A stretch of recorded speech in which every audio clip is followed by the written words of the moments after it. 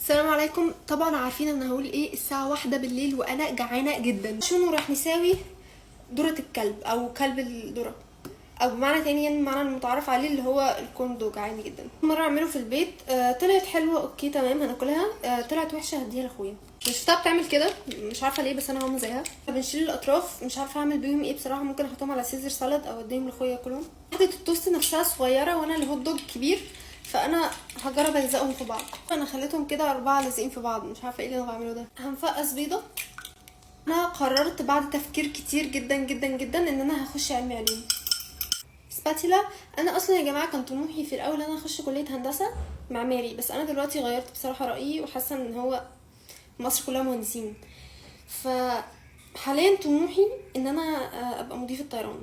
طبعا دي يعني ملهاش كليه غير اللي هو سياحه وفنادق، او بس انا لسه بقى محددتش الكليه اللي انا عايزه ادخلها. بس انا مش عايزه ادخل سياحه وفنادق، كلنا في الاخر نتقابل في تجاره كليه الشعب.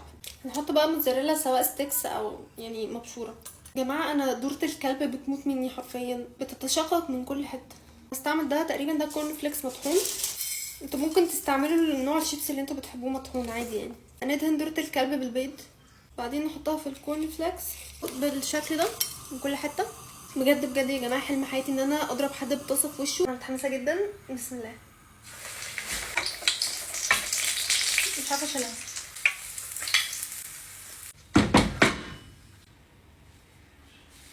شكلها مش لازم نبص الناحيه التانية. هي اتحرقت مني بجد، هي ما بتفضلش دقيقه بالظبط على النار. لا تحفه. عليها شويه كاتشب. حطيت شويه كاتشب ومايونيز. بسم الله.